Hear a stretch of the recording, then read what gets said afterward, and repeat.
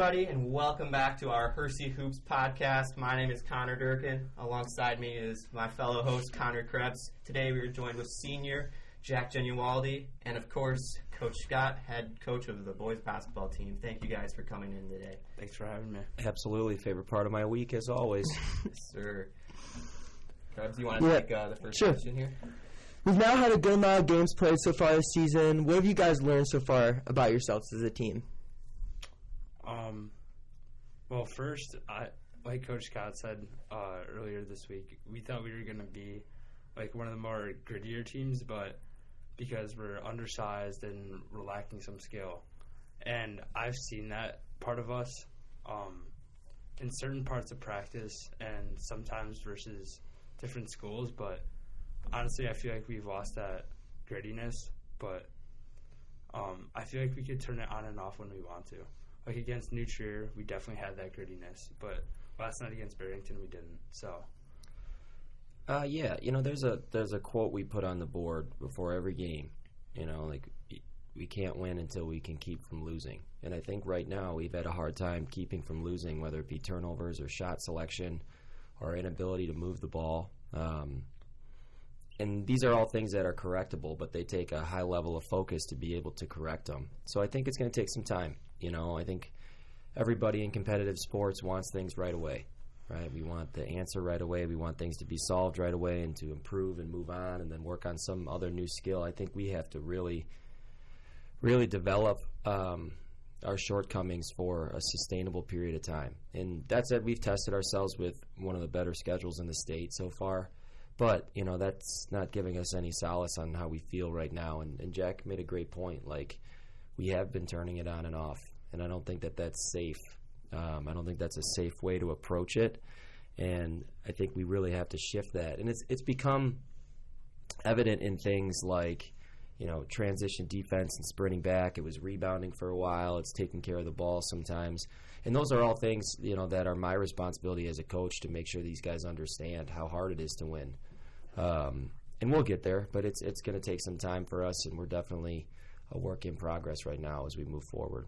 Yeah, another thing you mentioned is just, height-wise, you guys are a little undersized compared to some of the other teams. Look at the Meadows game. They had that really big center. I'm drawing a blank on his name. Nikolic Wilson. Yeah. When you guys He's kind of like a giant. He looks like a giant version of Krebs, kind of.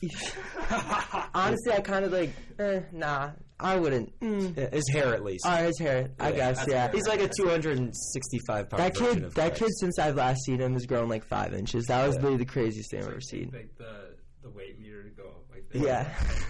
Just plump him up. What is that called when you move straight up? The exponential growth. Exponential growth. My wife would be proud of me for that term. That's excellent. Great job. I knew Jack would know. All I had to do was go like this, and he knows. Mr. 4.0. Yeah, we have Mr. 4.0. We'll talk about that later. It's in jeopardy, so we'll see. We'll see. Yeah, when you guys are playing against some of those bigger teams, though, what are the keys to success at stopping all those points in the paint? Well, for big guys, I know. At least in terms of rebounding, this goes for anybody on the court, really.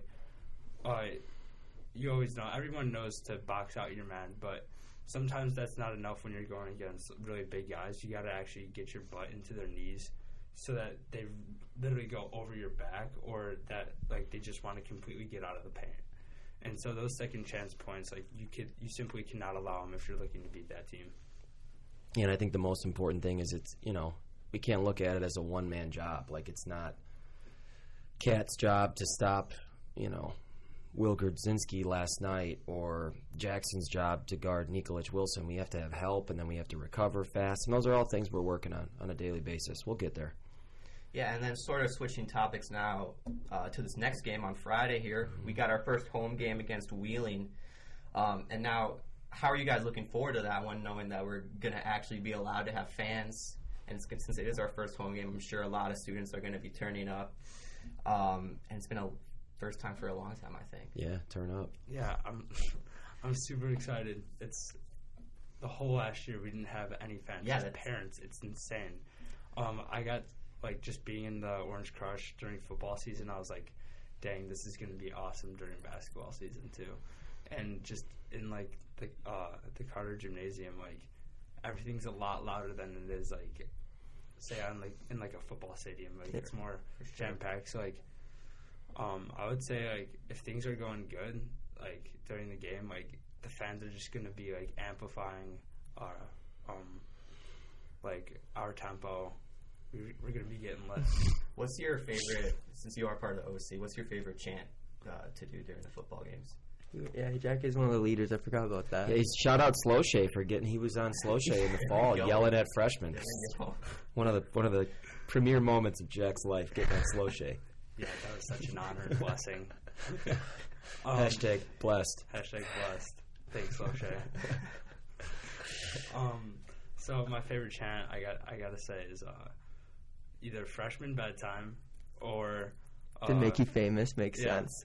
Or this year the band did a really good job. They would start playing on their, I don't know what instrument it is. They would start going oh like Seven Nation Army. That's a great song and it's fun to chant. I thought you'd be like a huge like peel of the banana guy. Yeah, that's what I could see Jack really getting into. Yeah, that's what I would have said if I'm honest. Go bananas and then just going, hair banging. I feel honestly, I'm gonna be honest.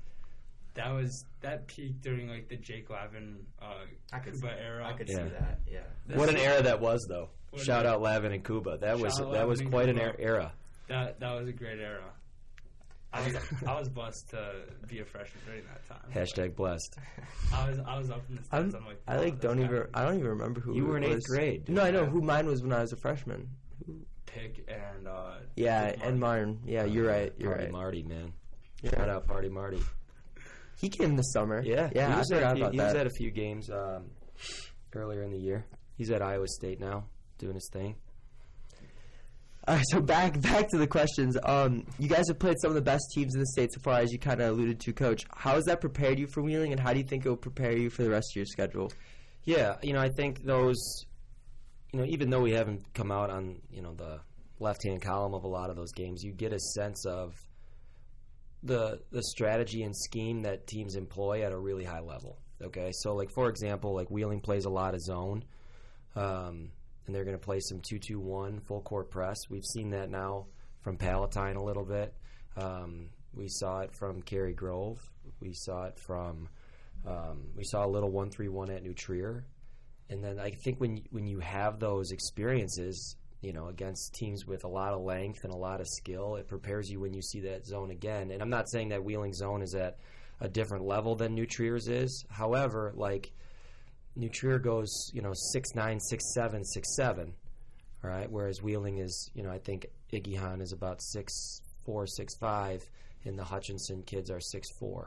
So I think like it just makes like when you've gone against it at a really high level, it helps you have some confidence going into those games. And switching defenses, we've seen that a lot with Stevenson and New Trier, and then Barrington yesterday, and trying to defend those teams too, because those teams are really skilled offensively. I mean, there's a reason why there'll be 2 or 3 or 4 players on the court playing in college basketball next year. So I think going against that, although it's not the most like confidence building at the time, when we're really working to get 1 stop or 2 stops or a punch with 3 stops in a row, it does, in looking back on it, give us some reassurance that, hey, if we can stop New Trier at what they're trying to do offensively, we can stop pretty much anybody.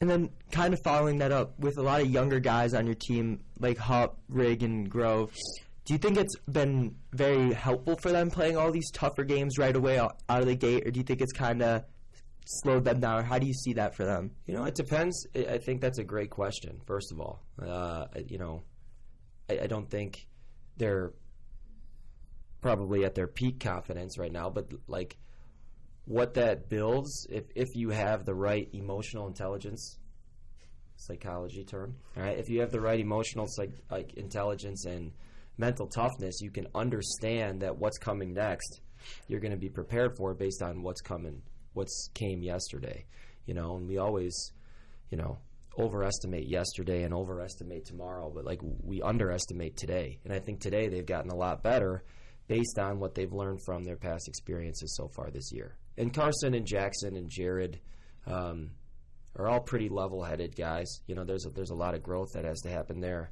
from a basketball standpoint, and they know that, and they're excited for that too. But I think, like, you know, Carson having played varsity football, you know, Jackson having played high-level AAU and things like that, and then Jared, you know, kind of coming in and being as fearless as he is as a person, you know, I think they're going to learn from those experiences too. You're obviously humbled by certain experiences in varsity basketball, but I think they've learned a lot from that too. And finally, a last question here before we get to the unscripted. Oh, Jack, yeah, baby. Jack, what is your favorite Hersey basketball memory? You gotta give me a second. For sure. We got that trash can still. That one was The pretty. dumpster. The That's been a big dumpster. one for the Yeah. first Yeah. two. Okay, so I'll do that one where Randall just picked up Braden before the Wheeling game and just threw him into the trash can. Or no, it wasn't even a trash can. It was the It was dumpster. the dumpster, and that was one of the most funny parts of my entire life. and also, I don't know, just like kind of just doing things outside of basketball with the team. Like, it was a really great time when we went down to Illinois Wesleyan and got ice cream, and I don't know who it was, but they got some horrible flavor of ice cream. Yeah, I don't know. Or no, Meninga didn't get anything. That was when we went to the South Side. So we went to play Brother Rice in Beverly, and there's a famous ice cream shop in Beverly called Rainbow Cone. You guys ever been to Rainbow Cone? No. No. I don't know. I would say it's worth the drive. It's probably an hour drive to get to Beverly, but like it's a unique place. It's a totally unique experience. Yeah. And you know, we had played Brother Rice before, and Brother Rice is obviously really good. Yeah. So you know, Max was a little upset from the game, but then he chose to conscientiously object from eating ice cream. And it was like Max, get a rainbow cone, get a milkshake, get a banana split. The Rigg brothers got banana splits. I remember. Yeah. Remember they had the matching banana splits. Yeah. And then Max was like, I don't like ice cream. I don't want it right now. We're like, He's just like, no. So that was a unique experience. You know, I'm looking forward to the home opener too. Like I remember last year, you know, talking with Rugg before the Meadows game at Meadows, or even the Meadows game at home. You know, and both teams were ranked, and at the time we played Meadows, I think we had 1 loss, they had 0 at home, and that ended up being a great game. And you look in the stands, and there's, you know, like Jack said, 50 parents there, whereas, you know, in a normal year there probably been It would have been packed to the 2,500 people there. Yeah. So, you know, that experience was kind of, the pageantry of high school basketball was kind of stripped from that year, which obviously is a tough pill to swallow, but, you know, we got over it. But now I think these guys have to earn their fans a little bit too, you know, because kids have a lot of things to do, man, you know, and they're not going to come see a mediocre product. Like, we got to give them a product that they're happy to see and excited. You know, and you guys were great at the Meadows game. I couldn't help but laugh, even hearing some of the things you I said was in the definitely a warm-ups. part of that. I was yelling at Cam for like 90% of that basketball game. Jalaka was great. Oh, Jock was doing really good. Jalaka was hilarious. Me and Jock were pretty close. He was saying a lot of stuff. It was really funny. He even got Cam to laugh. I thought that was funny. Cam was like snickering at it. I think that's the ultimate goal. Like, not to make a good high school basketball player is never going to be like, oh man, I'm so worried about that kid in the crowd. But when you get him to laugh and at least acknowledge, I think that's funny. Like, we used to have seats for the Milwaukee Brewers right by the on-deck circle. That were my dad's season tickets. So me and my friends in high school or college would go and, you know, try to get those guys to at least acknowledge us. And a lot of times they don't speak English. So, like, you have to, like, kind of be creative. And I remember the first guy that I really got to laugh in that setting was Ken Griffey Jr. Oh, wow. Right? Okay. Yeah. By criticizing his video game. Like, we told him his video game stunk. Right? And, like, video game sucks. You're the best player by far. Everyone else can't hit. Like, you know, and he would, like, look at it. He's like, that's not true. Like, you know, like, when they can converse with you and, like, have a good time with it, I think that's the point of good student sections. What video game did he make? Ken Griffey Jr. Baseball on Super Nintendo was like an elite video game. I think I own that actually. Yeah, in like the late '90s. So like they didn't have the rights to any of the players' names except him. So it was Ken Griffey Jr. then a bunch of made up players. So think about like NCAA where they're all like fake names or whatever, and then there's just like one person who's like completely overpowered and better than everyone else, and it's just like. But they were based on people. Yeah. And then they were based on like city names, like so like, you know, the San Francisco Giants would have a guy named like Brook Bridge, or not Brook Bridge, but like Golden Bridge, you know, like for the Golden Gate Bridge. Oh, nice. You know, so it was creative, but at the same time, like he was by far the best player and like couldn't be competed with. So if you were the Mariners, you automatically won. You know, so we were giving him a hard time. And like making fun of guys like batting gloves and like ankle, you know, protectors was always funny too. That's funny. Okay. But the more you know, to Krebs' point, like the more you know about them, the easier that. Someone was literally doing research behind me and just like spitting it out to us. Like they were like, "Mom, bro," and then like he was like giving us like stat lines to like max and stuff. You gotta have a research guy. Yeah, you gotta have a research guy. You gotta have the boots on the ground. Some advanced chirping. Yeah. Get a life. Moving on to the unscripted portion here. Yes. Krebs, do you want to take the Sure. first one? Yeah, I got it. All right, so the first question, I think this has become one of Coach Scott's favorites for sure. Who is your celebrity crush? All right, so I know Kat said this already, and he's going to give me... You're going to give us a repeat? He's going to give me crap for this. I'm giving you a repeat. I don't care, because she actually has been my celebrity crush, Rihanna. I can actually name her songs. Yeah, we went through this last week. Like, they didn't even know any Rihanna songs. I still don't, but... What's your favorite Rihanna song? All right. Umbrella. Okay, all right, I do know that one. Love the Way You Lie by Eminem featuring Rihanna. That is another good one. That's a Those are great song. bangers. I actually do know that one too, just because it's Eminem. But Umbrella's a throwback, too. That's a nice call. Umbrella, I know that one, so I'm proud that I know one. She is my woman crush every day. Really? Yes. Honestly, that surprised me. I feel like I don't like know anyone else. 2 in a row too. That's crazy. Have you seen, I think, Rihanna's peak? And we talked about this, like I asked Kat, like if there's a music video that like he thinks Rihanna's at her peak, like the Love in a Hopeless Place music video where it's like dun dun dun dun dun dun dun. You know what I'm talking about? Oh, yeah. Great music video. Yeah. I What mean, year it is just that? gets you going. It's like probably 09. Oh wow. Really? It's that old? Yeah. I don't know. I'd have to... How old is Rihanna? Does she even like come out with like music anymore? Yeah. Or She does some hooks, you know. I don't, Isn't she? Wait, is she playing at the Super Bowl or is that? I don't know who's playing. I think she is. Cat or something. No, I think it is Rihanna, and it's like 2 other people. I don't know. I'm low-key a huge Dua Lipa guy now. Dua Lipa. I know a lot of Dua Lipa songs. Jack shut that down pretty quickly. I'm fine. with Dua Levitating, Lipa. I like that song. You want I can't listen to this new radio Yeah, music. no, It's not me either. good. Me either. I don't like it Hurts my either. ears. I don't listen to the radio ever. Big anymore. maturity over here. We need 2013 back. Give me Beyonce and Rihanna. What was the Spotify Wrapped like for you this year? I actually have Apple Music. It's a way better. Shameless plug. Yeah. Who is your most listened to artist? I got Kid Cudi. He's probably Kid Cudi? which was expected. He's like Good, my favorite. underrated actor. Really? Kid Cudi. Does he? Yeah, act? Scott Muscudi. Yes, he was in. He was also in one of the scary movies or whatever. He was in one of those. He was in too. a television show on HBO called How to Make It in America. It's a good show. Good show. He's a good actor, though. What about you? Who was number one for Mine you? was Mac Miller. Really? Yeah, Mac Miller. big Mac Miller guy. Big me. Rest in Mac. peace. Yes. He really came out with so much. Oh yeah, and like music. they still have a lot of stuff they could release for him. Really? I remember Yeah. Mac Miller was starting to get big when I was in college. Like his first song, like the Donald Trump song. Yeah. With the yeah. intro beat. Yeah. Like, That my brother, I like started listening to him because my brother, because like when my brother was in high school, that's like when he got like really really popular. So I just like kind of followed along with big it. Pittsburgh guy. Yeah, These boys. Yeah, with he Wiz Khalifa. is a big Pittsburgh guy. Yeah. Mine was like Eric Church or something. Something totally boring. In the Spotify rap, you know how it had like the styles of music or whatever? Mhm. It said Pittsburgh rap Really? as like one of the As its own genres. subgenre. Yeah, and I was like, that's interesting. Yeah, that's like Wiz and Yeah. Mac Miller. And I was a little confused by that, but Black and Yellow, man. yeah.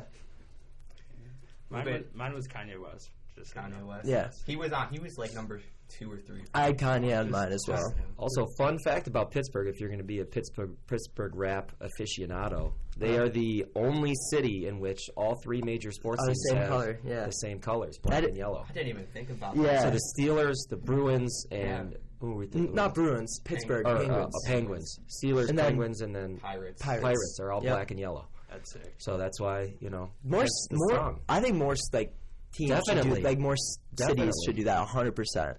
Like in Chicago, like if everybody was red and black, like the Yeah. Bulls, Yeah. I feel like That would be And the awesome. Blackhawks are like kind of already there. I mean, Yeah. for the most. Yeah, they're red and black. Yeah. the Bears are coming to the Heights. Tell them they have Yeah, to change their colors to get. Yeah, true. black. You and tell white him, Krebs. Bears. Write a letter. I will. That'd be nuts. I Write an actually might email. have Claim to. a policy. Amlet. I couldn't picture the Bears not in orange and brown, blue though. Like that's True. weird. That would be That'd even be more very weird. and black. Yeah. and red, but kind of sick at the same time. Yeah. True. And with the Bulls being the best team in Chicago right now, it's just like, just follow their lead. Yeah, I hear you. Both the Bulls. Moving on to the next question here, Jack. What is a meal that you can prepare on your own?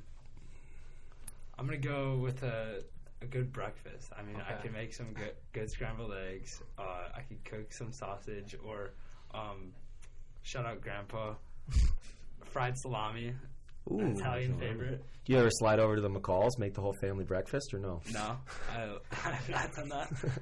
Maybe that's something for the future. And a good bagel. I mean, that's what I cook up usually. Sometimes I make it for dinner. There we Yeah, go. breakfast food for dinner seems to be a very big thing with their class. Can you do the omelet like flip? I don't. Not an omelet guy. I'm not an omelet guy. Okay. Just scrambled. Yeah, he keeps it simple. I'm not an omelet guy either. Scrambled eggs are very, I feel like when you're a teenager, like that's how you like your eggs, and then as you grow up and mature, Yeah. I love people who say mature instead of mature. As you mature, like I've become an over easy guy. Like Okay. what you like them scrambled, I'm sure. Yeah, scrambled.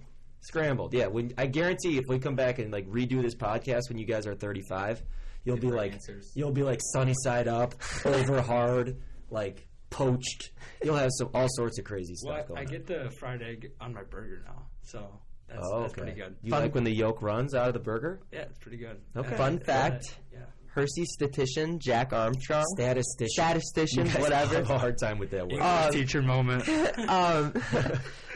He gets. Oh wait, no. What is it? I'm drawing a blank on what it is. He gets something so random with his eggs, and I can't. I can see Armstrong being a very adventurous eater. He's a very, very, very adventurous eater. Like probably the most out of anyone else I know. Okay. Yeah. I'm gonna talk to him about this. He if there's something and I don't know what it is, but he does get them differently than like anyone else. All right, I'll have to ask.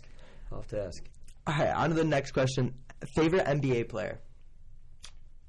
Right now, Alex Caruso. I like that answer. Yeah. Or Lonzo Ball. I can't pick it. Yeah. Really? Too. All right, so I used to watch Lonzo when he played at Chino Hills, him, LaMelo, and D'Angelo, when I was in 7th grade. Yeah. And I've just seen It's so cool. It's when so LaMelo cool. was in Lithuania, Yeah. stuff like that. I've just been following him. Yeah. So I gotta go with Zoe, actually. Do you think there's a shot the three of them will ever get on the same team? Do you think LeVar's master plan will ever? I don't think they can ever get LaMelo and Lonzo on the same team. But I think they'd have a hard time. I think they'd have a hard time too. coexisting. Yeah. Like they all They're need the the same. ball. Yeah. They all need the ball. Yeah. Lonzo and LaMelo are very similar in the sense that they're point guard. So I don't know. I feel like LaMelo is a bit more selfish with the ball. Yeah, probably. Than Lonzo. But yeah, I don't think they'll ever be on the same team, unfortunately. I think LiAngelo might make it onto the Hornets though. If someone else I gets could see hurt, that. yeah, I think he could get brought up or whatever his. He's in the G League. Yeah, I think so. Jack, what is your favorite song to listen to pregame? Jesus, this is a hard one. Kat and Banshee had a little they're in cahoots. They listen to the same song. They were trying to get Grove onto it in New Trier, and Grove was not into it. It's pretty funny. Mine is probably Remember the Name by Fort Minor. Fort Minor, what a throwback! It is a throwback. It goes, 10% luck. Oh yeah, That's classic joke right there. Yeah, that's a good one. That is I classic rate that joke. one. That's good. I like that a lot. Clean, not explicit too. You got to Is respect it that. actually? It's not. Yeah. I didn't even realize. Yeah. I didn't realize that either. Best trash talker on the team. Jared Drake. Yeah, that's who I that would what say. everyone has said That's- so far? I'm taking my title away from Jerome though. I'm taking it away because He's not even necessarily a trash talker. He's I don't know. It makes me want to punch him. When we were playing basketball, in the fall, he would he does his head. he does that little thing, and it's I can't even explain it. I'm giving it to Braden. I'm transferring my crown to Braden. Really? Yeah. He doesn't trash talk me when we play him. Do you see guys I'll beat him?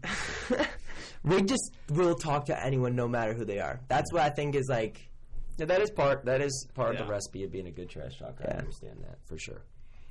for sure. Who on the team has the best chance of being president someday? Ooh. I'm going to go with, jeez. I think this would be the only time I'd accept a myself answer in these unscripted questions. Isn't that what he said last week? Did Kat say? Yeah, I think both of them did. Would never want to be president. Don't think that'd be a good fit there. I'm going to have to go with, either Aiden Gazda. Yeah, that's fair. Or Josh Bonchi. Josh Bonchi, you don't have to be. See, like. Yeah. I think I get what you mean. He could be a soft-spoken president. Soft-spoken president. You don't necessarily need to be talking all the time. You know. Yeah. Speak softly and carry a big stick. FDR. Exactly. He makes power moves. Yeah. I like the Gazda pick, too, a lot. I didn't even think about that. That's a good one. I think he just get everybody together, like get everybody on the same page. I would rally behind Bonchi. I'd definitely rally behind Gazda. Fun fact about Gazda, extremely conscientious person. Like, he always, measures twice and cuts once. If you say thank you to him via text message, he'll always text you back, "You're welcome." All the time. Like clockwork. Like, when you're totally not expecting thanks. Like, he used to send me, his 5 minutes of threes number. I would say thanks. Or he votes for brown jersey. I'd say thanks. He always says you're welcome. Right? And some people say you're welcome and they put Y-O-U-R, welcome, which is the wrong your. Okay. Right? Yeah. Gazda never screws it up. Yeah.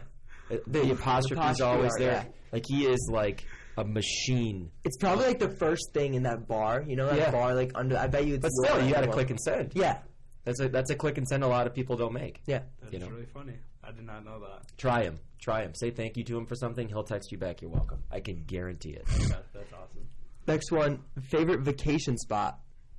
Oh, I like this one. Right now, it's got to be Jamaica. I went to Jamaica once, and it's pretty cool. That is very cool. It's just great vibes all around. Yeah. They got, jerk chicken, reggae, blasting. You a big Bob Marley guy? I'm a Bob Marley guy. Fun fact that you guys will not believe, I learned how to walk in Jamaica. Took my first steps in Jamaica. Wow. That is a true fact. Wow. Krebs family album. We need proof. I bet I can get proof, I think. It would be great to, superimpose an image onto the podcast. I'm going to text after this. I'm going to text my mom, is there a picture of me walking Jamaica? And if she says yes, I will bring it. 100%. I would love to see it. I would love to see it. That's a cool story. All right, last one here, Jack. What is your favorite drill to do in practice, and what is your least favorite drill? I'm gonna start with my favorite one. We actually haven't done it this year. I don't know why, but it's the stampede drill. Yeah. Coach whips the passes at the wing, and you go attack the basket, and then you got someone in the corner and someone on the wing against three guys who are recovering to play defense. Okay. And they got to match out. It's like a quick decision-making drill. Yeah, so I like that one. Get a quick shot up or, make a quick decision. Least favorite is beeline passing. It's tiring and it's repetitive. I would definitely say the same. But honestly, you got to do it. You got to do it. Yeah. I understand. Especially at the beginning of the season, just get the fundamentals down, catch passes. It's funny though that you say that. And I was talking to Andrew Wagner at the beginning of the year, and I'm like, hey, what do we need to work on? He's like, you need to do beeline passing for 15 minutes a day, and usually it's 3 minutes. He's like, you need to they need to work on catching, pivot, ripping. He's like, and again, he probably hated it as a player too, but he's like, you need to do it now. So it's funny, you understand the purpose of it too, which is what Jack alluded to. So yeah. Well, that's going to wrap it up for the unscripted. Before we go here, Coach, do you have any questions? I have a few questions for Jack. Yeah, so, obviously with it being Wheeling Week, Jack is a MacArthur Middle School grad. Okay. So, this rivalry between the Cats and Huskies kind of hits close to home for him. And it is a girl-boy doubleheader. So, first, shout out to the girls' team. Congratulations, Katie Idle, on her 1,000th point. Congratulations to all the girls. I have Kelsey and Megan Merwicki in class. Both, first-class students, first-class people come out and support the girls at 6 o'clock. But an unknown fun fact is that Jack's first girlfriend at MacArthur is a Wheeling girls basketball How do you player. know that? I harvest my research, Krebs. I have no idea. So, Jack, who is that person? And are you nervous about maybe seeing her before the game with McCall's presence looming over the Carter Gymnasium. This is funny. Her name is Sarah Aranda. Okay. No, I am not nervous. It was in 6th grade, which was about 6 years ago or 7 years ago. Okay. So no, I am not nervous. I know the girls will give them a whooping. Facts. But yeah, I'm not nervous about Will there be so say you guys run into each other in the foyer area? Is it a fist pound? Is it a hug? Is it a COVID wave? What do you have planned for? For sure a COVID wave. For sure a COVID wave. Well, Okay, the awkward teenage COVID wave. yes. All right. Another question. So, Jack, maybe unbeknownst to some of our listeners, currently has a 4.0 unweighted GPA, has never gotten a B in high school. We talked before this podcast. It is in a little bit of jeopardy. Needs to do well on his You were telling me this yesterday. his psych final and his Spanish final. What has been the hardest A that you've achieved so far over the course of high school? Good question. Actually, freshman year, honors geometry, I suck at math. I've taken a few AP classes, but it hasn't even been in the AP classes. Honors geometry, freshman year, I was sitting at an 89.0. In order to get an A, I needed to get a 97 or a 98 on the final, and I got a 99. Wow. That's Prime time clutch. That's performance. clutch. I was like, Kobe. Pontiac game-changing performance by Jack.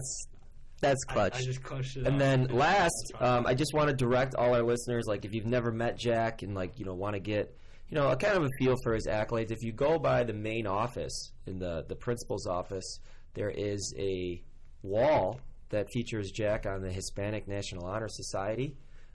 So, shout out Jack for his work there. All right. So tell us about your Hispanic heritage that got you on there. Well, I look pretty white, right? But I'm actually 25% Mexican. My mom is 50% and my grandma's 100%.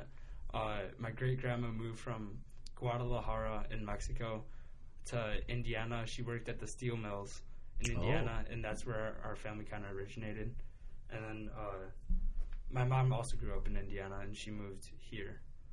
So that's my origins. Very cool. Nothing like a good origin story Yeah, on a podcast, Yeah. So those, you young girls out there really researching, how do I get a conversation with Jack Genualdi? Well, you got to know his origin story. You can maybe talk about the steel mills, talk about Guadalajara, Yeah. I really hope someone says something to you about it. Oh, for sure I really hope someone does. For sure. Kat said 15 people stopped him in the hallway and asked him about, his conversation that we had about Cassidy in here. This is a viral production, man, in the Hersey community. Yeah, feel free to ask me any questions. Stop him in the hallway, ask him. I'll have Miss Becker ask you. When Miss Becker knows something, obviously everybody knows soon. Oh, yeah. Because she's got a booming voice. So, all right. Yep. That's all I got. I'm out of questions. Okay, well, that's all we have as well. Do you have any shout-outs? Yeah, do you have any shout-outs? Good, thank you. Let's go shout out Dad if you're watching this. Shout out Jeff. Shout out Jeff. Low key great musician. Big Red Hot Chili Peppers fan. Ooh, okay. Yeah. He's in a Red Hot Chili Peppers cover band. What's the name of the band? Funky Monks. Can we find them I on like that. YouTube or Spotify? You could find them on YouTube probably. You could watch one of their performances. All right. And I'll let you know if they have any around here. All right. Shout out your old YouTube account with Braden. You guys are doing ball handling drills. Oh my gosh, no, that's an Instagram account. Instagram account. At Never Enough Ball. Made it in about 5th grade. It was awesome. Okay, nice. Shout out, of course, First Lady Anna McCall. Anna. What? Sorry. Get out of here. Shout out Kelly McCall. Kelly McCall. My fault. All right. Well, also I have a shout out as well. We are live streaming the Wheeling game on Friday, so if you for some reason cannot make it in person, be sure to check that out. Me and Krebs will be on the mic. We'll be sure to bring it to you guys. With all that being said, though, thank you guys for watching this edition of Hersey Hoops, and we will see you in the next one.